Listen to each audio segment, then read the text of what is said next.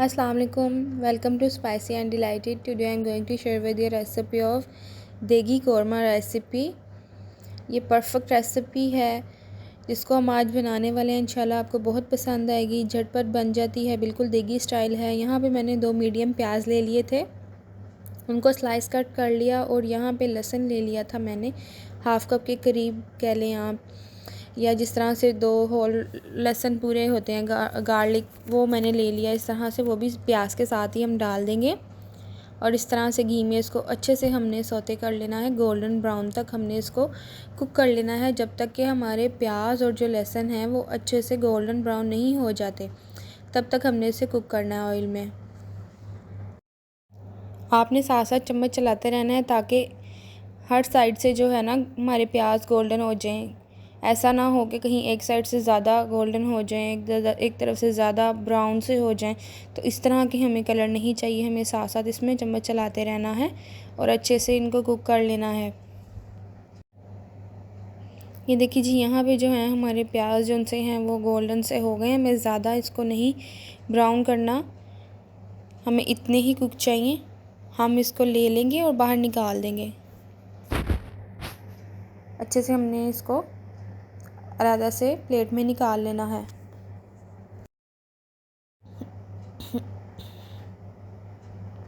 अच्छा जी, इसको प्लेट में निकाल लिया था हमने। अब उसी पैन में, उसी घी में जो है हमने कुछ इस तरह से खड़े मसाले लेने हैं। सब्ज़ इलायची है, बड़ी इलायची है, दार चीनी है और बादियान फूल है। इनको हमने ले लिया। इसको अच्छे से अब हम घी में जो है, घी में ऑयल में जो चाहे आप यूज़ कर सकते हैं। अच्छे से इनको कुक कर लेंगे 2 से 3 मिनट के लिए, ताकि अच्छे से इनका फ्लेवर जो है घी में चला जाए। अच्छा जी, इसको यहाँ पे जो है ऑयल में 2 मिनट हो चुके हैं। अब जैसे ही इनको ये कड़कड़ा जाएंगे तो हमने इसमें अपना चिकन ऐड करने हैं। चिकन मैंने लिया है 2 किलो हमारा चिकन है, जो कि मिक्स चिकन है। लेग भी है और थाई भी है और ब्रेस्ट चिकन भी है, मिक्सअप बोटियाँ हैं। ठीक है, इस तरह से हमने इसको डाल लेना है अपनी कढ़ाई में। अब हमने इसको अच्छे से घी में ना फ्राई कर लेना है कि इस पे प्यारा सा कलर आ जाए चिकन पे। तब तक हमने इसको अच्छे से कुक कर लेना है।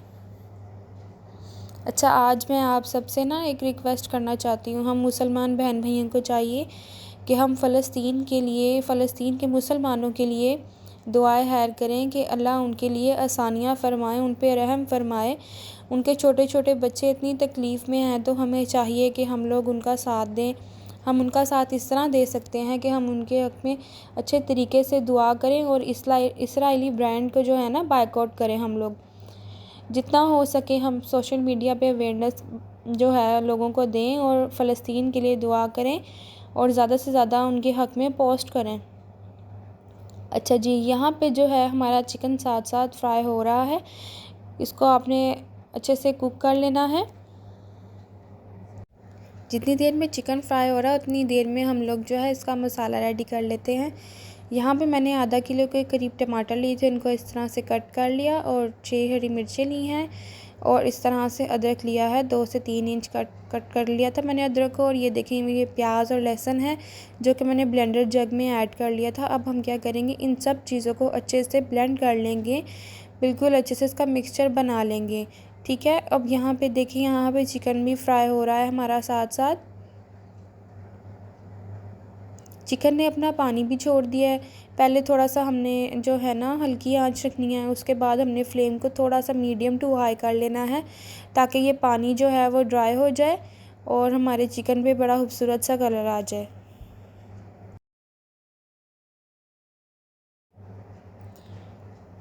ये देखिए जी, जैसे ही फ्लेम हाई की है वैसे ही प्यारा सा चिकन का कलर होना स्टार्ट हो गया और पानी भी ड्राई होना स्टार्ट हो गया है। ये बहुत ही कमाल का कौरमा बनता है, इसको लाजमी ट्राई कीजिएगा। घर के आम मसालों से, सिंपल बेसिक मसालों से हम बहुत ही बेहतरीन सा दानेदार देगी कौरमा घर में ही रेडी कर सकते हैं। अच्छा, मैं आज आपसे एक और बात करना चाहती हूँ। अगर आप चाहते हैं, मेरे जो सब्सक्राइबर हैं वो चाहते हैं कि मैं उनसे अपनी डेली रूटीन शेयर करूँ, तो वो मुझे कमेंट में लाजमी बताएं कि मैं उनके साथ अपने डेली व्लॉगिंग जो है वो शेयर करना स्टार्ट करूँगी इंशाल्लाह। میں آپ کے ساتھ شیئر کروں گی کہ میری ڈیلی روٹین کیا ہے، میری ڈے روٹین، میری نائٹ روٹین، کس طرح سے میں اپنے گھر کو مینیج کرتی ہوں، اور ایک مدر ہونے کے ناطے میں کس طرح سے اپنے بچوں کو ٹریٹ کرتی ہوں۔ تو میں آپ کے ساتھ یہ سب شیئر کروں گی۔ اگر آپ کو میری ویڈیوز اچھی لگتی ہیں، آپ کو میری ریسیپیز پسند ہیں، تو آپ میرے چینل کو ضرور لائک، شیئر اور سبسکرائب کیجیے گا۔ اچھا جی، اور بیل آئیکن دبانا بالکل مت بھولیے گا۔ یہاں پہ 1 ٹیبل اسپون لال مرچ ہے، 1 ٹیبل اسپون سوکھا دھنیا ہے، 1 ٹیبل اسپون زیرہ، 1 ٹی اسپون گرم مسالہ اور 1 ٹی اسپون ہی ہلدی ہے۔ یہ مسالے اس میں بیسک جائیں گے۔ یہ دیکھیے جی، یہاں پہ چکن بھی ہمارا بہت اچھے سے فرائی ہو گیا ہے۔ جیسے ہی ہمارا چکن جو ہے نا وہ فرائی ہو جائے گا، تو ہم نے اس میں جو ہمارے مسالے ہیں نا، وہ مسالے ہم ایڈ کر دیں گے۔ یہ دیکھیے جی، اس طرح سے ہم نے اس میں مسالے ایڈ کر دیے ہیں۔ اچھا جی، مسالے ہم نے ایڈ کر لیے ہیں۔ اب اس کو اچھے سے اور ہم لوگ کوک کر لیں گے۔ چکن میں پانی ڈالنے کی بالکل بھی ضرورت نہیں ہے، چکن ہمارا انشاءاللہ اسی طرح سے کوک ہو جائے گا۔ مسالے ڈال کے بھی اچھے سے ہم اس کو کوک کر لیں گے۔ اور یہاں پہ جی میں نے نمک ایڈ کیا ہے 1 ٹیبل اسپون کے قریب۔ اب اپنے حساب سے کم یا زیادہ کر سکتے ہیں نمک کو۔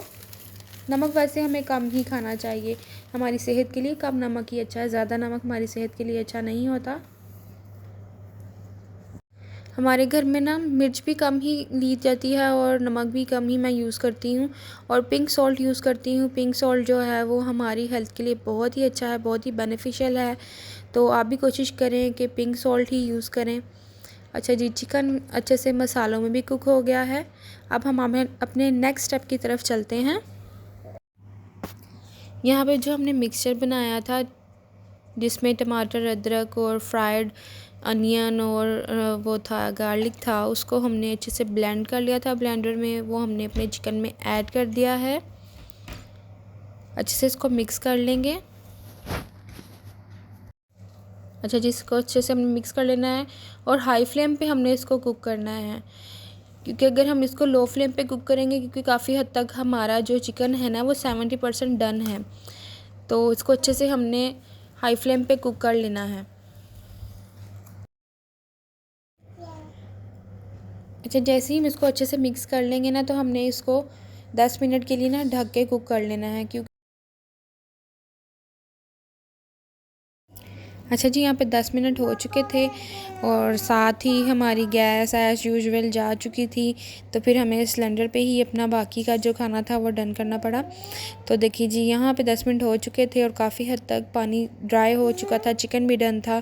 اب یہ اپنی لاسٹ اسٹیج پہ جیسے ہی قورمے میں اس طرح سے ببل آئیں، تو آپ سمجھیں کہ جی ہمارا قورمہ ڈن ہونے والا ہے، گھی اوپر آ جائے گا، تو پھر ہمارا جیسے ہی گھی سپریٹ ہوگا تو ہمارا قورمہ ریڈی ہوگا۔ ہائی فلیم پہ ہم اسے اچھے سے ہم کوک کر رہے ہیں۔ اب چلتے ہیں جی نیکسٹ اسٹیپ کی طرف، جو اس میں ہم نے دوسری سیزننگ کرنی ہے، وہ آپشنل ہیں۔ یہاں پہ میں تھوڑا سا اس میں ڈالوں گی قورمہ پیکٹ مسالہ، میرے پاس 2 ٹیبل اسپون کے قریب پڑا ہوا تھا، 2 سے 3 ٹیبل اسپون ہوگا، وہ میں نے اس میں ایڈ کر دیا، اور ساتھ ہی اس میں 1 کپ کے قریب دہی ایڈ کر دوں گی، پھٹی ہوئی دہی اچھے سے ہم اس میں ایڈ کر دیں گے۔ دیکھیں اس طرح سے میں نے اس میں دہی بھی ایڈ کر دی تھی۔ دہی ڈال کے اس کو پانی خشک ہونے تک ہم نے کوک کر لینا ہے، جب تک کہ ہمارا آئل یا گھی سپریٹ نہیں ہو جاتا۔